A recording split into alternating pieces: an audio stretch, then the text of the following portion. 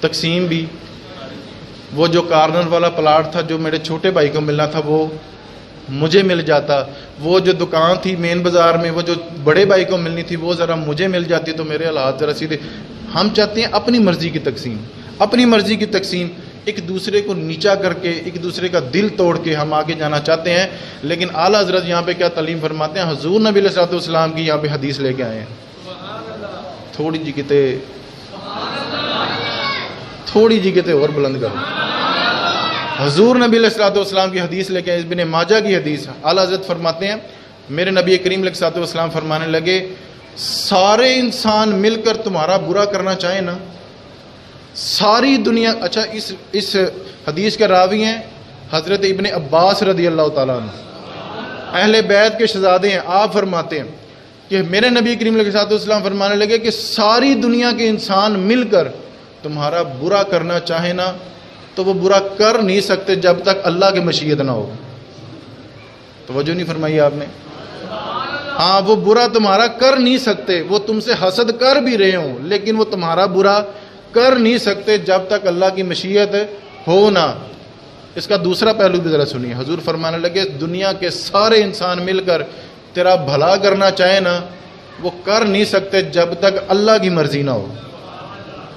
اس سے ایک بڑا باریک اور لطیف نقطہ یہ نکلتا ہے کہ بندوں سے امیدیں کم لگائیں، اللہ سے امیدیں زیادہ لگائیں، کہ جو عزت اللہ آپ کو دے دے گا نا وہ بندے نہیں دے سکتے۔ میرے حضرت فرماتے تھے کہ یار اب بندوں سے مانگتے ہیں، بندہ آپ کو کیا دے سکتا ہے؟ چند ہزار روپے اللہ سے مانگیں، آپ کو غریبی میں بھی عزتیں عطا کر دے گا۔ حضرت امام غزالی رضی اللہ تعالیٰ عنہ فرمانے لگے کہ میرے نبی کریم علیہ السلام فرماتے ہیں کہ حسد جو ہے نا 3 لوگوں میں زیادہ ہے۔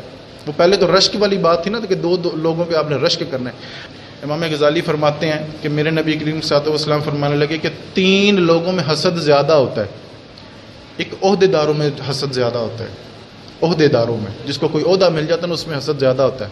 وہ وفاقی وزیر کہتا ہے کہ جتنا میرا تجربہ نا مجھے صوبائی وزیر ہونا چاہیے تھا، عہدہ دار ہے نا، اور صوبائی وزیر یہ کہتا ہے کہ جنی کو میری عمر ہوگی نا مینوں وزیر اعظم ہونا چاہیے سی۔ تو یہ عہدے داروں میں ان میں حسد زیادہ ہوتا ہے۔ پھر میرے امام غزالی فرمانے لگے کہ امیروں میں حسد زیادہ ہوتا ہے۔ یہ ذرا باتیں آپ سنتے چلیں، اپنے دل کی تختیوں پہ آپ لکھتے چلیں۔ امیروں میں حسد زیادہ ہوتا ہے۔ یار غریب نے غریب سے کیا جل رہا ہے، وہ بھی 2 روٹیاں کھا کے اللہ کا شکر کر کے سو جاتا ہے۔ ہم نے ایسے غریب بھی دیکھے اکٹھے کھانا کھاتے ہیں، ایک کے پاس روٹی کم بھی ہے تو کہتے ہیں آ یار بیٹھ کے اکٹھے کھا لئیے۔ اب جلنے کے لیے کوئی چیز ہی نہیں ہے۔ تو امیروں میں حسد، امیر ایک دوسرے سے مقابلے بازی، حسد بازی کرتے ہیں، لیکن غریب وہ بیچارے اللہ کو شکر کر کے وہی کھانا کھا کے اسی چٹائی پہ سو بھی جاتے ہیں۔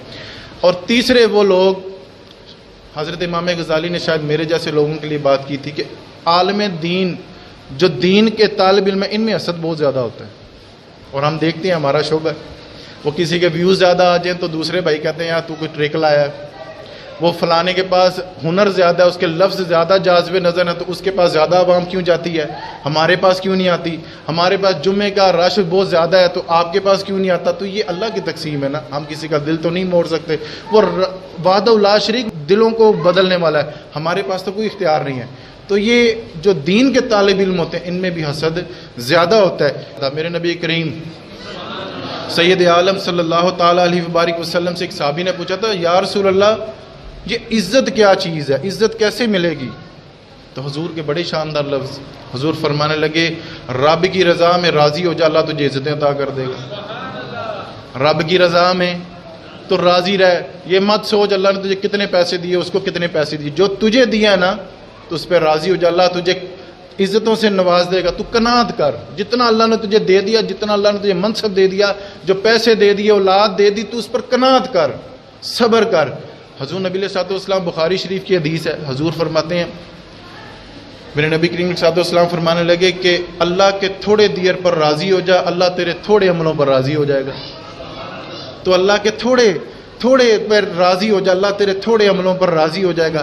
پھر حضور فرمانے لگے، وہی صحابی پھر پوچھنے لگے یا رسول اللہ پھر رسوائی کیا ہے؟ عزت تو یہ ہے نا کہ اللہ کے دیے پر راضی ہو جا، اللہ تجھے عزتوں سے نواز دے گا۔ یا رسول اللہ پھر رسوائی کیا ہے؟